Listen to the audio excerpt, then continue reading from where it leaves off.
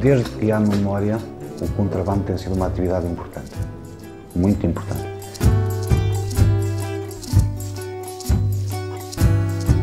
Grande parte das pessoas, mesmo se eu pensar nas pessoas que têm, por exemplo, mais de 60 anos atualmente, a grande maioria esteve envolvida no contrabando, de uma maneira ou de outra. Ou a transportar, ou a carregar, ou pequeno contrabando, ou a organizar, mas é difícil encontrar pessoas que não tivessem, de uma maneira ou de outra, envolvidas na atividade do contrabando. O contrabando é unha consecuencia lóxica das diferencias que hai económicas entre dous países que forman unha fronteira. E aquí, precisamente, no tempo que eu recordo, do que gardo memoria, é a partir do tempo da Guerra Civil. Foi unha actividade que daquela era unha especie de industria que existía aquí, era o medio de ganar algo, non había outro. Se queríamos ganar para vestirnos, para comprar unha roupa ou para calquer cousa, tiñamos que andar así. Foi um período marcante porque criou do lado de lá muitas necessidades, muitas carências. Criou do lado de cá a possibilidade de muito lucro. Nesa época, debido á gran carencia que había de produtos de toda a clase, principalmente dos máis necesarios para a sobrevivencia da xente, pois, lóxicamente, tuveron recurrir ao tráfico, é dicir, ao pase de mercadoría dunha parte á outra. O que criou, assim, um complexo de realidades, que é uma nova relação das pessoas com a fronteira.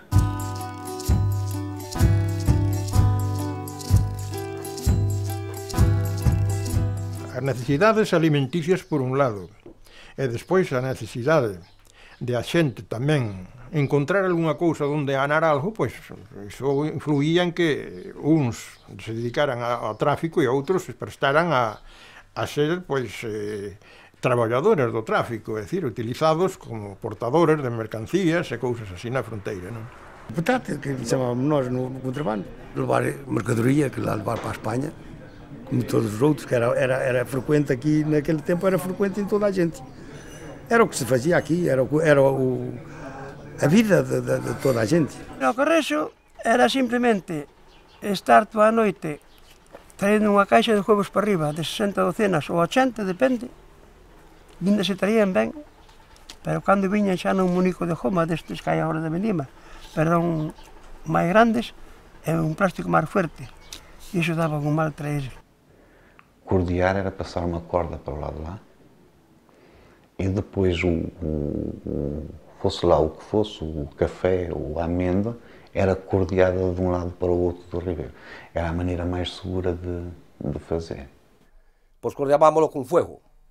Portugueses botaban un fuego, amarraban un cordel, e viña bum, bum, bum, nós, tras, collámoslo o cordel. Ao coller o cordel, puxábamos e viña a corda grande para cá. Cordeávamos o río, tipo corda, depois havia um saco de oleado grande, que se metia o saco de café dentro, apertava-se em cima, bem apertado, e estavam de lá os galegos, e nós dávamos sinal para puxar, puxavam, de trás por rio abaixo, por rio fora, eles trás.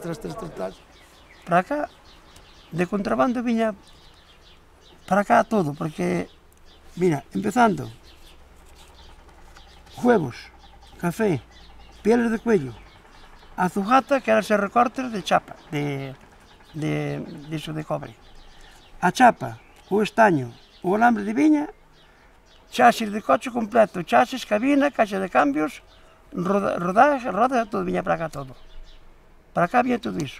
A carga máis grande que había, que eu recorde, eran os famosos colchóns de almendra, que pesaban 100 kilos. A vez de en sacos 50, viñan aqueles colchóns en sacos grandes de 100 kilos. O que peor se levaba era a zujata, que viña para cá, que eran recortes de cobre. Iso picaba nas costas, que iso había que darlle 50 voltas ao paquete para que non che picara na espalda ao cobre. Hai que vir á noite, mañá pola mañá se pode vir, así todos os días, porque antes non se para descansar, era todos os días, contrabando era todos os días, todos os días, todos os días, todos os días. Caixas de huevos, chapa, o que era, traballar para todo o Cristo do contrabando, era contrabando seguido. Este é a casa dos guardiñas, aí. Por aquí, este era o pasillo que viñan aquí ao mirador. Aquí controlaban todo, miraban de arriba a baixo, o río Miño, controlaban todo. Aquí no mirador este.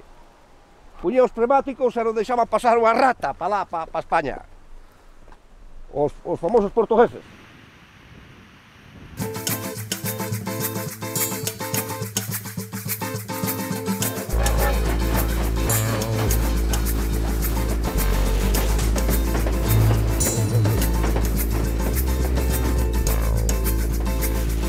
O tren era un tren express que era de pasajeros, e traía un folgón, sabes que era, onde viñan os paquetes e tal. Bueno, e o mozo de tren, que viña ali, o fator, chamábase antes, viña na porta e traía 7 ou 8 sacos empilados, entonces hasta a altura de aquí da cabeza. Cando miraba que nós estábamos, o jefe, facía así cabán, agarraba entre un e outro, corría por unha punta por outra, ras, marchaban os sacos rodando.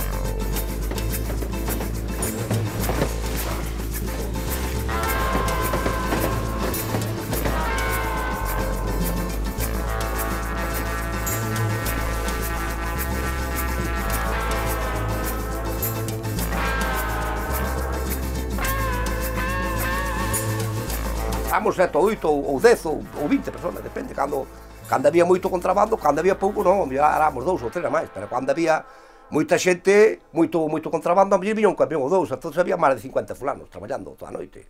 Paraba o comboio aquí à frente ao Loridal, chamamos nós, é un lugar perto daqui de Secliños.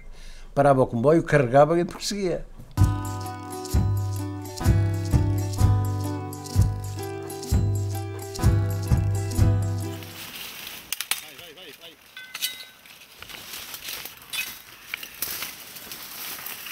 De lá de cima do posto, lá de cima da pensa, também não nos viam, porque havia aí esta curva aqui. Eu comecei, portanto, no contrabando, desde pequeno, mais ou menos desde os 15, 16 anos. Aqui, portanto, é a Casa da Mata, lhe chamavam, e é conhecida por Casa da Mata. Portanto, aqui é onde viviam meus pais. Viviam meus pais e eu vivia aqui também, juntamente com eles, meus irmãos. E então o que andava no contrabando era eu. Meus pais trabalhavam no campo, tinham muito gado. Aqui dormiam meus pais, aqui, neste quarto daí dormiam minhas irmãs, e neste quarto aqui dormia eu e meus irmãos. Eu quando saía para o contrabando, portanto, havia sempre, portanto, um irmão ou uma irmã que estava sempre de vigia. Estava sempre a vigiar, portanto, ou a guarda fiscal portuguesa ou os carabineiros espanhóis. E era aqui onde a minha irmã punha um pau alto, com um pano vermelho na ponta.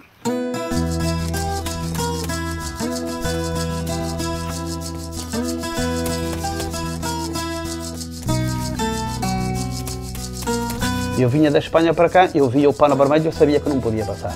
Não estava o pano vermelho, pronto, eu passava já. Mas chegava a diversas alturas que a gente esperava, mas eles não iam embora. Eles estavam sempre esperando por mim. Eu tinha que me manter mesmo, tenho que passar, mesmo por trás deles, ao lado deles, ou de qualquer maneira que eu visse que tinha que passar, eu tinha que passar.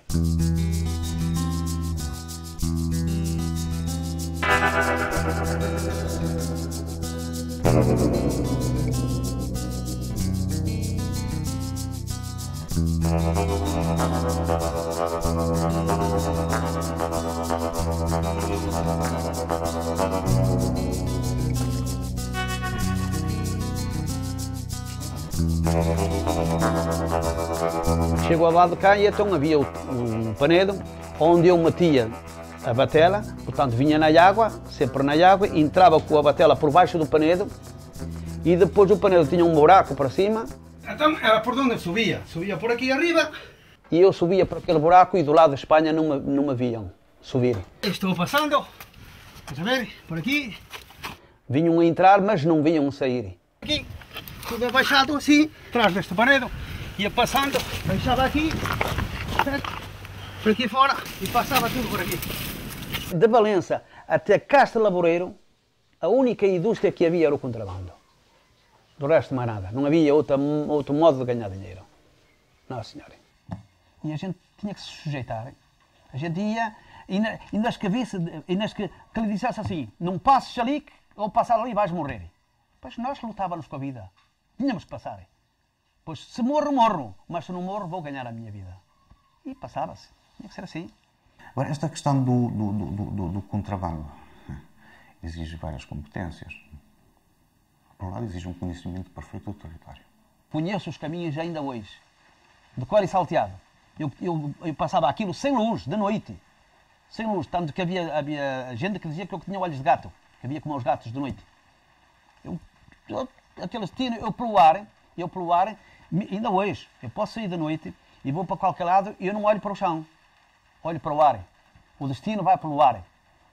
E quando se fala do território, não se fala só de onde está o caminho ou onde não está o caminho. É de onde está o cão que ladra muito e o cão que não ladra muito. Quando se passa de noite, não é? Nós sabíamos onde é que havia cães. Tanto que eu nunca fiz isso, mas havia alguns que faziam. Onde viam que haviam cães, eles matavam-os. Para passarem, para não nos fazer barulho. Deitavam-lhes veneno para os matarem. Eu nunca fiz isso. Porque eu já sabia onde é que os havia e, em lugar de passar por lá, passava por sítios onde não os havia. O contrabando exige relações muito intensas. Também há o ódio, também há a traição, também há a denúncia e, portanto, também há por ali muitos interesses e muitas relações conflituosas no mundo do contrabando. Eu fazia assim, metade do dinheiro que eu ganhava, metade dava a meus pais, que era para comprarem um pão para dar de comer aos outros meus irmãos. A outra metade, então, eu guardava. Mas como nessa altura não havia bancos como existem hoje. E então, eu com um medo que a minha mãe me desse com o dinheiro, com a outra parte que eu ficava com o dinheiro, então eu pagava e guardava num amigo que tinha. E foi buscar o dinheiro a esse amigo que eu tinha a guardar o dinheiro e esse amigo não me apareceu. Tanto que eu esperei por ele na casa dele até as 2 horas da manhã e ele não me apareceu. E esse homem, então, nunca mais vi. Eu trabalhei, portanto, no contrabando só até que me casei. Depois de me casar, deixei-me disso. Depois de 65, deixei disso. Porque depois, enfim, depois foi para a França, depois foi para a tropa. E nós agora, portanto, dedicámos-nos, portanto, ao campo, porque temos campos, não é? E então temos crianças, portanto, da assistência social. São crianças que viviam mal, outras que eram maltratadas pelos pais, etc. Portanto, estão com nós.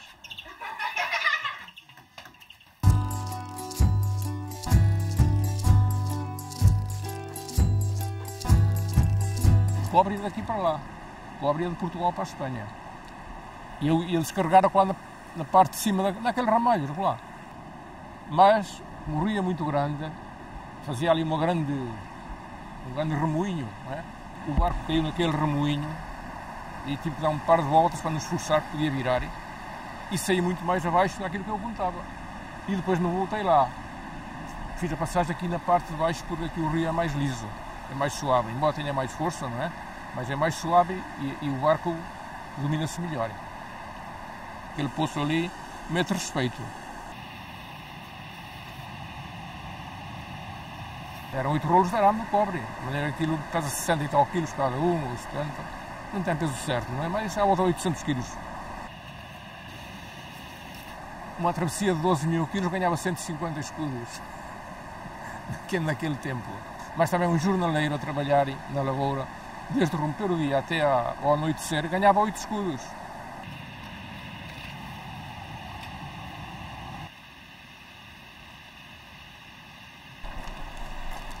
Passei a minha infância aqui a tarimbar neste rio.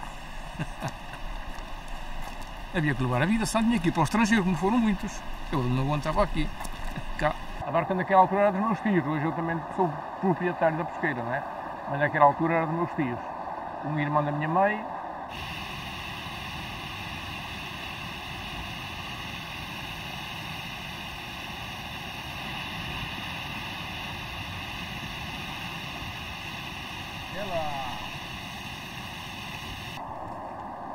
Eu fui colaborador, um dos colaboradores do despachante clandestino maior da minha algaça.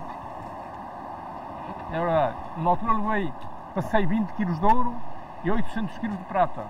Era muito dinheiro. Isto é o barco tradicional das pesqueiras. Não há quem tenha por aí igual. Este conservou-se sempre assim com estas medidas, porque é claro que o sítio tem que ser assim mesmo, tem que ter estabilidade para a gente passar, como é. Atravessar o rio era sempre uma experiência difícil, muito difícil, mesmo quando a gente o passava naquelas barcas grandes, que estava no peso, que estava em freira, havia umas barcas grandes para passar, mas era sempre algo que exigia um bom domínio. Acontecia muitas vezes, e morreram muitas pessoas a atravessar o rio. Os barqueiros eram portugueses. Aqui não havia navegantes, aqui não havia barqueiros. Porque para andar no rio nessa época, carregados como andavam eles, havia que saber muito de rio, muito de água. Passava-se aqui de noite, e às vezes era chover e escuro, que eu sei lá. Aí, mas ele entrava aqui e não sabia onde é que ia sair. É uma noite que não se via nem céu nem terra. É quando vinhas vir, aí venha. Todos com a linterna, não davas, aí venha. Eu arranjei para viver, não é? Estudei os meus filhos, fiz uma casa, me custou 400 contos, 400 mil escudos naquele tempo. Depois dá para 50 mil. Paguei, começando a ganhar, empreguei já. Já não tinha nada. Mas era, custou muito trabalho e muito risco aqui.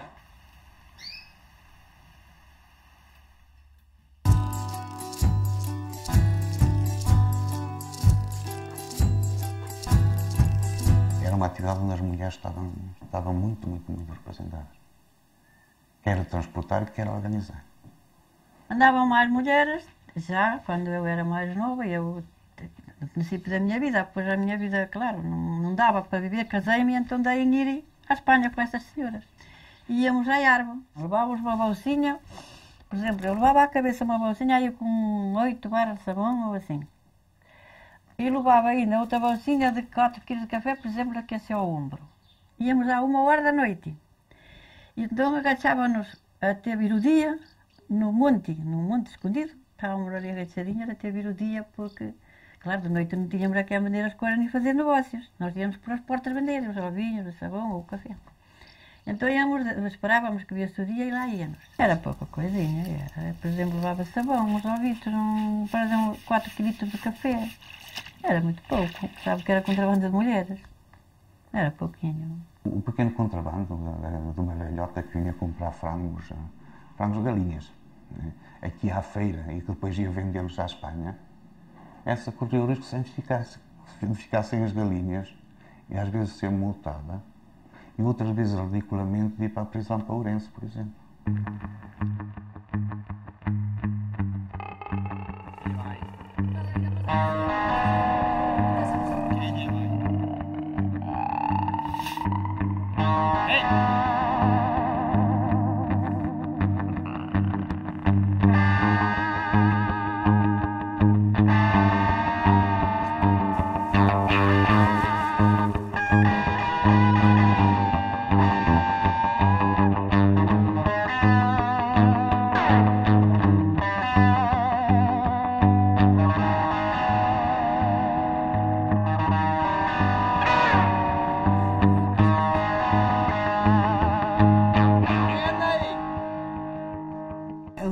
Cuñada miña andábamos nun canal a coller canas e vimos a Guardia Civil aquela portuguesa e ela resistíase e ela gritaba e eles querían abusar dela e ela resistiuse e eu e a miña cuñada subimos arriba dunha pedra e chamámos sinvergüenzas, asquerosos, soltai a muller e tal e eles soltaron-na, pero agarraronlle aquilo que a rabia e tiraronlle. apanhaban aquele bocadinho noso para deixar pasar os grandes, compreende? Era assim, estou a dizer a verdade. Había xente de vixianza que tamén estaba complicada nos pasos de contrabando. Ben, pois como se justificaban os servicios? Normalmente, había algúns casos a veces que por malas organizacións ou o que fora, pois a mellor podía haber unha captura dun contrabando un pouquinho tal, pero normalmente quen pagaba sempre, con quen se justificaba sempre era cos pequenos. Porque era o eslabón máis débil da cadea, claro. Meu marido saía, eu traballaba de día, e à noite ia buscar um bocado de pão, não é? Que era mais barato, ali pertinho do rio, ali à estação mesmo. E ia, e sempre passava bem, mas à noite o rio estava muito grande e o conquinho era muito pequenino, o que fizera ele. Era como uma maceirinha, vocês não conhecem, uma maceirinha de vinho, assim, para tirar vinho. Muito pequenino. E com duas pazinhas pequeninas, claro que afogou-se. Porque abriam as presas. E ao abrir as presas o rio subiu, muito. E ele, coitadinho, para vir para cá, meteu-se. Pronto, que era pequenino, afogou-se. Nada mais natural, isso acontece. Comecei a ficar sozinha e então lá ia eu na batelinha a remar. Ao chegar lá de lá, puxava assim do rio para cima e prendia num amieiro. E lá ia eu por ali fora sozinha.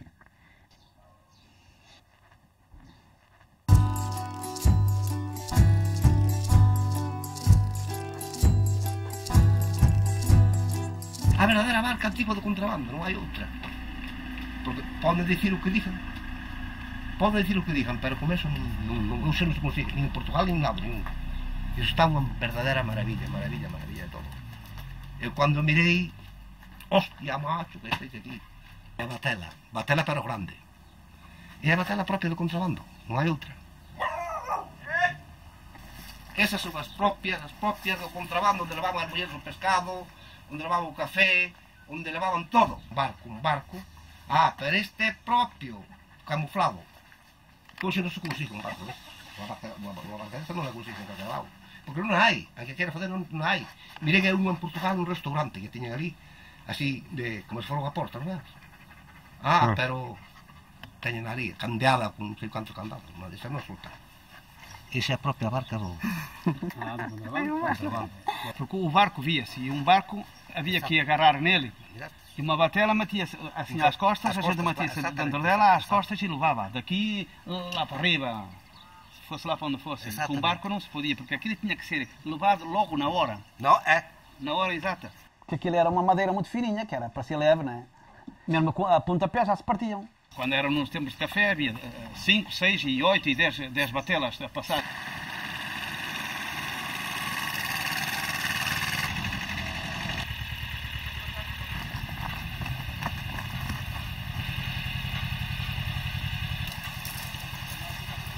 Esa batela quedou no regato. Pasaran contrabando, colleron a barca, unha barca preciosa, claro, e levaron para arriba, meteron no muíño. Este é auténtico material, amigo. Aquí non é nada de polillo, aquí non sei que decía de polillo aquí. Aí, quieto aí.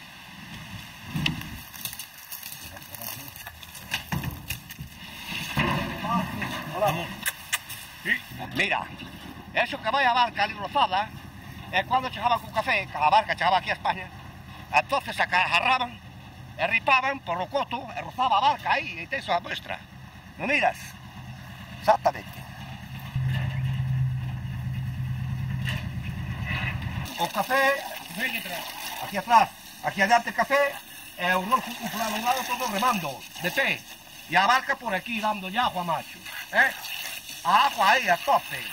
Esta é a propia origen, batela do propio café, do propio contrabando, da almendra, dos huevos, de todo como tiña que ser o contrabando.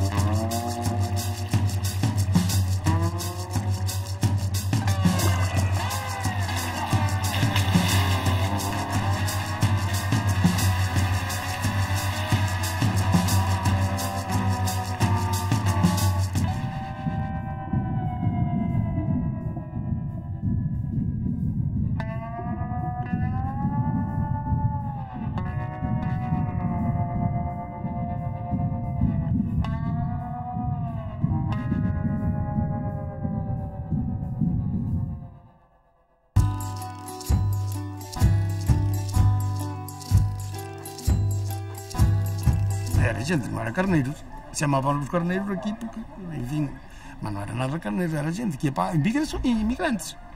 Alguns estão felizes, alguns foram para lá e arranjaram a vida deles.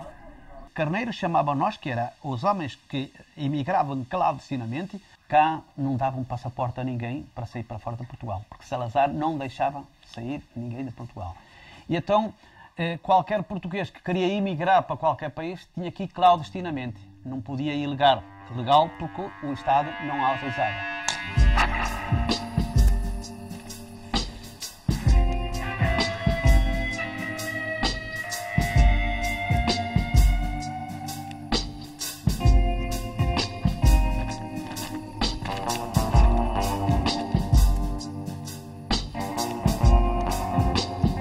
Eu propriamente aqui os arranjava eu. O pessoal arranjava eu, portanto, ia, que como tinha conhecimento, ia daqui até Ponte Lima, Braga, Arcos, Ponta Varca, Barcelos, Viana, e então via malta que vivia mal, e então eu pegava e ia, tu queres ir até a França e coisa, e então eles diziam sim, eu queria ir, mas como? E então eu indicava-lhes, não há problemas, vós arranjai o dinheirinho que eu ponho-vos, tendes alguém lá na França, amigos, temos, vós arranjai o dinheirinho que eu ponho-vos lá.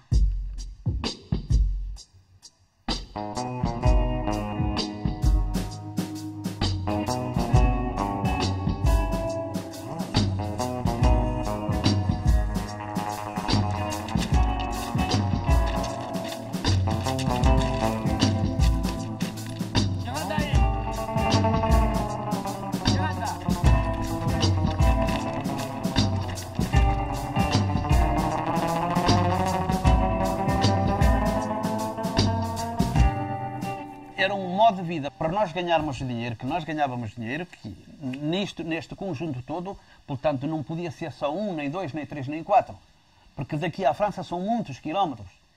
E antigamente era tudo a pé, fazia-se a pé, que não era de carro.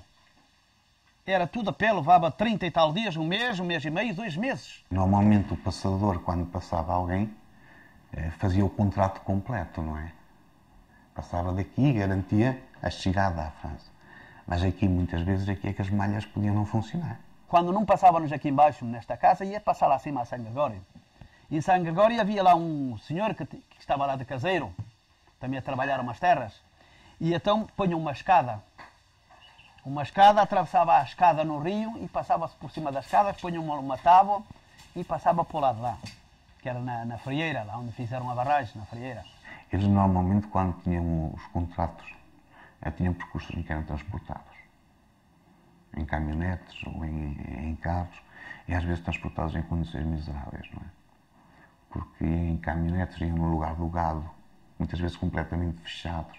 E metiam, portanto, o pessoal também lá dentro da carrinha a fazer a parte que era gado, no meio da palha, e lá iam e lá o levavam.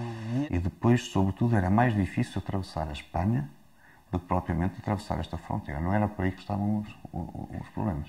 Mesmo há alguns, que eu sabia perfeitamente, que alguns ficavam até por caminho. Chegavam ao meio do caminho, abandonavam-os e deixavam-os ficarem. Depois eram presos pela Guarda Civil Espanhola. E o que eles sofriam mais não era estar na prisão, era não saber o que ia ser feito deles. Estavam ali no fundo, no fim do mundo, numa terra completamente alheia, perante guardas que tinham aquela postura do autoritarismo que era. Eles não sabiam o que ia ser feito deles. E relatam-me essas histórias, são histórias terríveis de uma angústia. Há pessoas que eu conheço que tentaram 4 vezes emigrar a Salto. E só depois é que o conseguiram.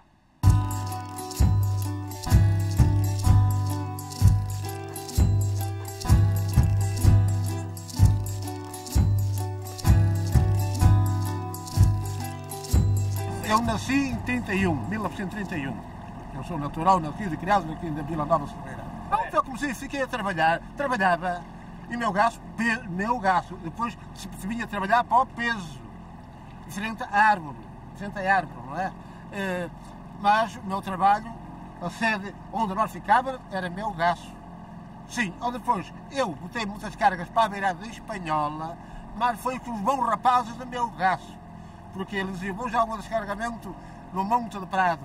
E eu dizia-lhe para eles, homem, leva-me convosco, homem, também queria ganhar uns cartos. Dizia, homem, nós levámos-lo, mas a verdade é esta, é que você chega a ver no caminhão e não fala. Eu digo assim, não fala porquê? Porque a língua vossa não é igual à nossa. Somos todos portugueses, mas a nossa língua é diferente da deles. Lá falam mais um bocadinho a cantar, mas meu gasto, boa gente. E eu chegava até ao caminhão, carga às costas, e não era nada, eram 80 quilos, lingotes de estanho, por ali abaixo, toca a alinhar, quantas mais cargas fizesse, mais ganhava, está a perceber? Ou fazia 4 cargas, ora ganhava naqueles tempos 50 escudos. Eu ganhava na Vila de Melgaço, ganhava 30 escudos naqueles tempos. Que eram a miséria em Portugal, os jornais eram muito pequeninos, fora da terra. E comer e beber à minha custa, ficar lá. Ora aqui, é que nunca trabalhei no contrabando, não. Mas eu lá trabalhava porque de noite só dormia e assim ia ganhar uns cartos. Eu já era casado, tinha mulher e filhos, vinha ser feliz da minha cerveira. Eu aqui estava lá e vinha a casa só apenas uma vez por mês. Depois a firma acabou lá o trabalho, depois vim para Vila Nova, depois trabalhei aqui pelo Conselho, trabalhei em Caminha, trabalhei em Seixas, trabalhei pelas freguesias todas.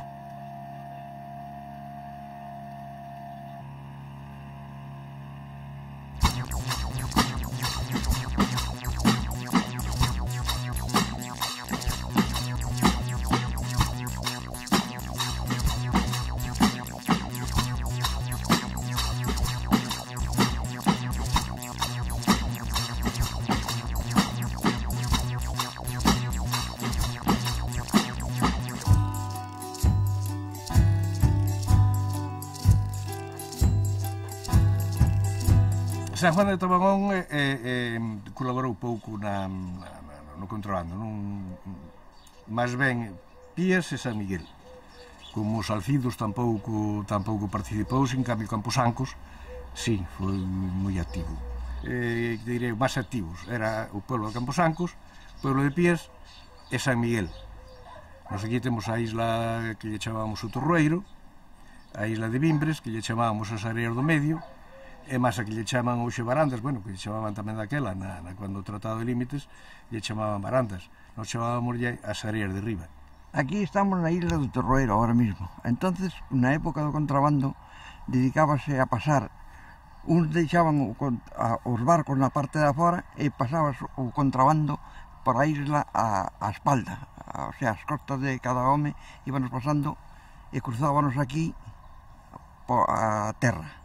Aproveitando os refugios que nos ofrecía aquí o estuario do Miño, pois eran uns escondites moi cojonudos, tanto para esquivar a Marina, a ronda da Marina, como para que a Guardia Civil non te mirara. Entonces tú viñas orillando un rejato ou tal, á sombra do rejato, e cando a Guardia Civil se daba conta, xa tú habías descargado a mercancía. A Guardia Civil non podía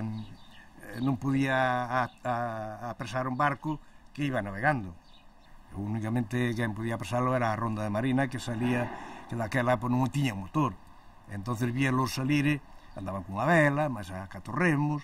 Entón xa mirabas que cando empezaba a subir a maré, levantaban a vela. E dice, coño, e os veñen os catas por aí arriba. Veña, vamos a recoller todo o que hai que recoller fora e escondernos por aquí ou por ali. E cando chega a Marina aquí, mira para nós. As islas eran as islas, sin as islas, olvídate. Era o sitio do comer. Viñan, o mellor había veces que viñan 14 ou 15 barcos cargados de logo deixaban... de cobre, logo 20 ou 30 ou 40 homes a carregar do barco para fora, por os montes ou por onde fora escondidos da Guardia Civil para traelos para casa. A xente de San Miguel e Pías estaba continuamente nas islas, o sea, como hoxe ves as vacas, antes mirabas as vacas, mas a xente. Cortábanse a erva para o alimento das vacas, cortábanse os xuncos para fer abono, e máis a cama do gado, e aproveitando ese ir e vir, ese trasejo que sambaba e bebiña, pois no medio do produto que traías, da erva, do xunco ou da limbada que nos lle chamábamos, pois os portugueses traían uns paquetiños aí á isla, xabón, como falamos antes, azúcar, aceite, un pouco de arroz e tal. Entonces, no medio diso, pois viñan, camuflábase a mercancía que ibas a traer. cando tiñan máis seguranza, entrábanos cos barcos aquí na canal esta, que se chama o Rego dos Burros, arriba, entramos aquí, por aquí cruzaban e descargabas aquí nesa orilla dala, xa na parte de terra.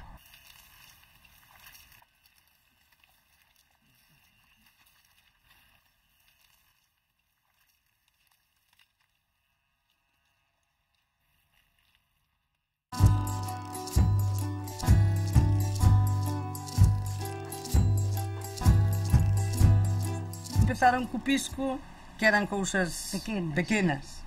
Falar contrabando era unha blasfemia ou cousas así, era unha palabra, un tabú, non? Que non se nombraba. Entón chamámoslle os pisco, e o que traballaba no pisco era o pisqueiro. Foi cando ela empezou ela sola, cunha irmán que tiña, e iban así, atravesaban o río, e traíanlle cousas, as mulleres de lá tamén, traíanlle cousas aí á isla. Primeiro eran as mulleres. Ela iba sola no barco, chegaba lá ao medio da isla, xa tiña os seus días que tiña os encuentros ali, e xa lle traían as cousas que ela pidira xa tal vez o día antes, tanto como iso. E traíanlle, e logo ela tiña que traílos para fora. Unhas veces de verán estamos aquí debaixo desta viña, como estamos a comer, todos aquí, viñan os meus irmáns e tal, e cando está a mamá, onde está mamá, eu vim de buscar o río. Mirábamos a maré. Mirábanos como estaba a marela, andaba no río. O marido dela era portugués. Criou 6 fillos, nunca ninguén foi traballar para nai do xornal, criounos a todos.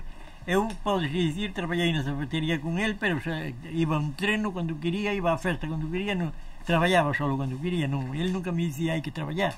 Ou mirar que ela ganaba diñeiro e entrou ele en acción. Pero primeiro tuvo que ela arriesgar, como dixo eu sempre. Ela era inventora. Chegou a ir a Balaídos en bicicleta. Sí, ao fútbol. A mirar o Celta. Porque iso sabía alguén aficionado ao fútbol, era ela.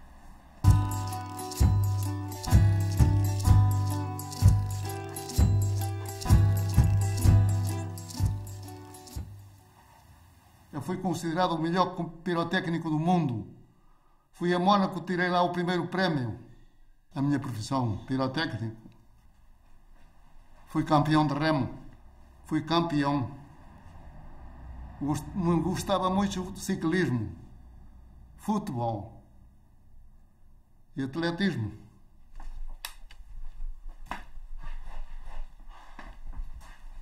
Aqui é a enfermaria onde eu curo os queimados.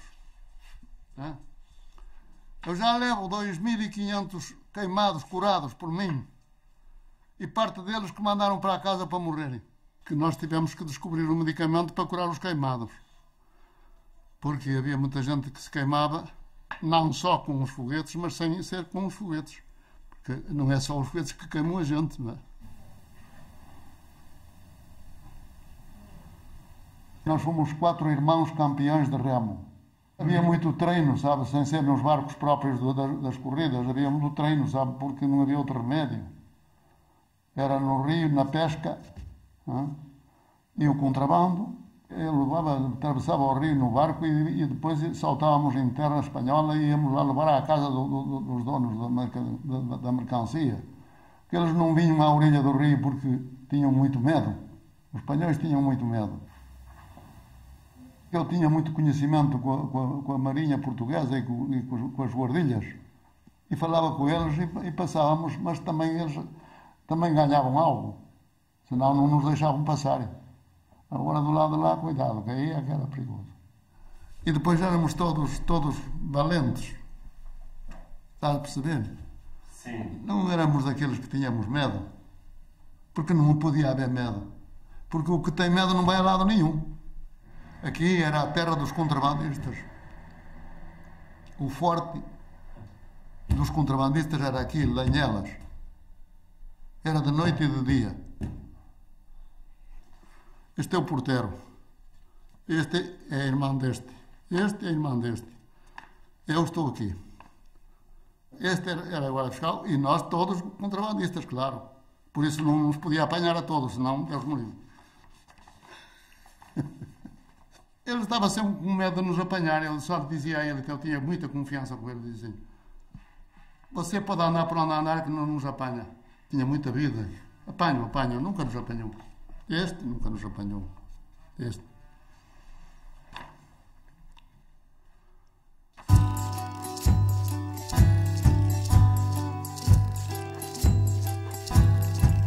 A azucata era toda mercancía, pero casi o nombre iba sobre o cobre, sobre a chapa, bueno, teríase cobre, teríase zinc, teríase aluminio, teríase rollo de alambre, de cables e tal. Bueno, isto empezou cando xa España empezou a evolucionar un pouco, non?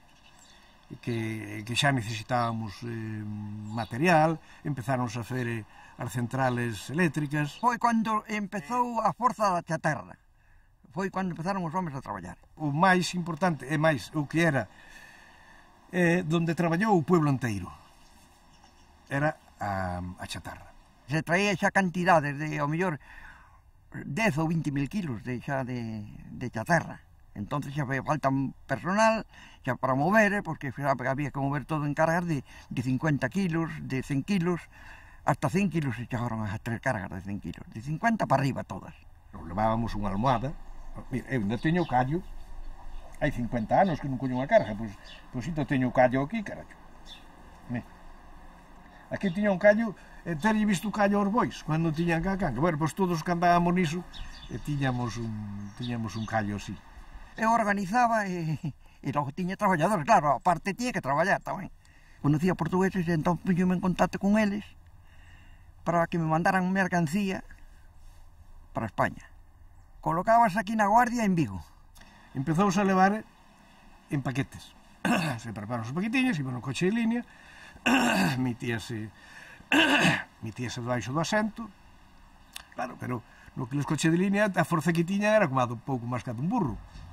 E resulta de que iban no coche de línea 20 personas e chegaba a Puxeiros e o coche de línea non subía a costa de Puxeiros, tiña que subir en primeira, porque claro, cada un levaba o seu 25 kilos e o coche podía con 300 kilos levaba 500.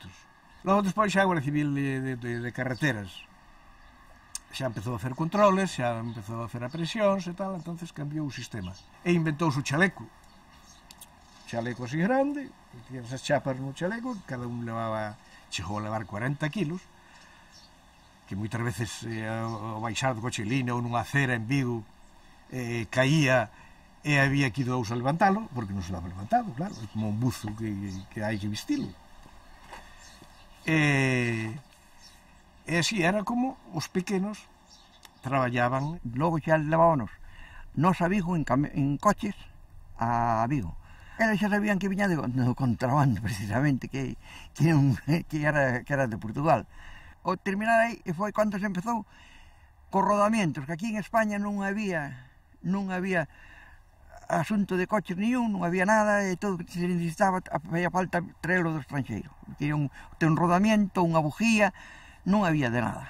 Entón iso viña de Alemania, naquela Alemania e Inglaterra, e pasaba por mediación de Portugal, pasábase para España. Portugal tiña un acordo de deixar pasar libremente a mercancía para Portugal, e de Portugal pasabas a España. Pero, claro, cando se pasaba a España xa era contrabando. Os motor parques viñan directamente de Portugal, pero xa viñan montados. E daqui levábanos a Orense. Eu sei que íbamos a Orense, a Casa Barreiros. Eso, segurísimo. A que está atrás, ao fondo e o puente do Tamuxe. Os barcos entraban por o Tamuxe e viñan aquí hasta a fábrica. E aquí na fábrica onde se descargaban os barcos.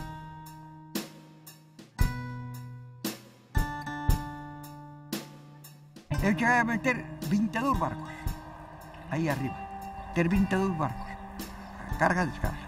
Sempre os barcos portugueses eran os que viñan e iban. Entón o barco eles metían a vara, unha variña, sentábanse na popa do barco e en vez de remar, a vara, cando estaba aí, chegaban ao lado de usted e non se enteraban.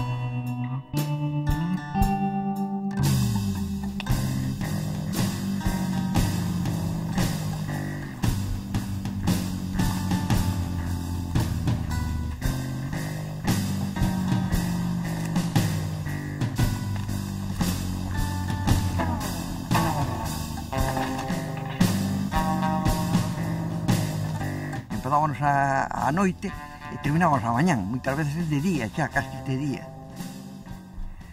entonces tiña que participar a Guardia Civil e saber de que había, de que iba a cousa.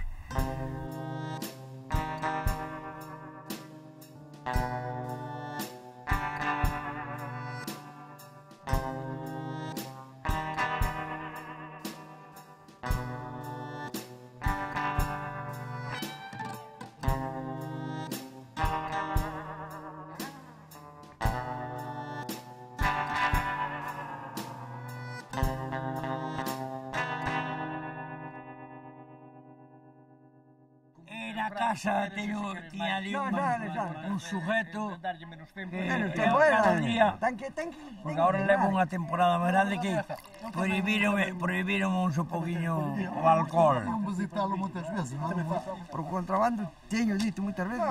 Naquela era unha alternativa que había. Non había orgullo, é que non había outra cousa. A mí que me meteu no chollo deste foi a miña sogra. Foi que me buscou un furo de ganar unha peseta. Era o gaña pouco, e me dixera aquí a un camarada destes, é que daquela tiñas o mono, como un drogado. Que se te falta a droga, o contrabando daquela era como a droga. Tiñas tanta necesidade de andar niso que estaba drogado. O contrabando era unha vida de sustos, é? O contrabando era unha vida de andar sempre assustada. Eu anduve no contrabando, eu non anduve por vicio. Eu anduve por gañar. Florido, eu fui por todos. Sabíamos que íbamos a un sitio comprometido e non había máis collón que era. Era necesidade. Pero había quen tiña a mesma necesidade e non iba. Bueno, sí. Por qué? Porque non estaba fabricado de certa pasta para ir.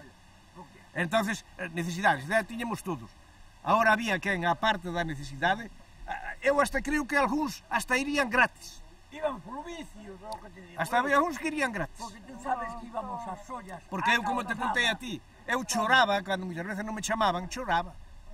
Choraba como un crío. Nunha vez en Crestexo, estábamos nós para salir para terra, e a Guardia Civil a enfocar. E nós, ca agua casi polo pescozo, a esperar que pasaban o foco por riba da ribeira, e a esperar a que saliran dos chillos para poder salir para terra, porque salíamos que está a terra, se non nos collera a Marina no río, collernos a Guardia Civil. Havia un contrabandista em meu gasto, que estava no Manel da Garagem, que já morreu também, coitado, tinha a guarda toda comprada de Viana a meu gasto, não é?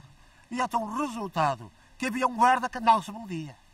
Nem por nada, não se vendia. Dali a tempos, veio um filho para a guarda, e esse guarda fiscal, não é? Foi um filho para a guarda. Mas então esse já não foi como o pai. Já foi estar com o Manel da Garagem e disse, Sr. Manel, eu também já sou guarda fiscal. Olha que eu não sou como o meu pai, eu o que quero é cartos. E eu perguntava o próprio contrabandista, que eu trabalhava para ele. É um contrabandista. Vale, menino, deixa-te dar ventana, caralho. Não, ele gostava de pé, ó. E o contrabando era formado dessa maneira.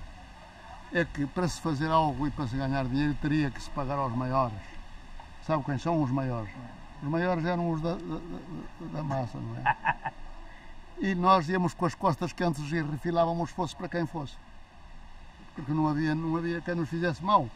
Hein? Tanto para a Marinha, como para a Guarda Fiscal, como para todos. Agora o que havia era que lhe pagar, havia que lhe pagar. Me vou mirar o barragão. Hai que brindar aqui com os amigos, com os colegas, caralho. Ai, canibal. Eu não tinha. Tchau, tchim,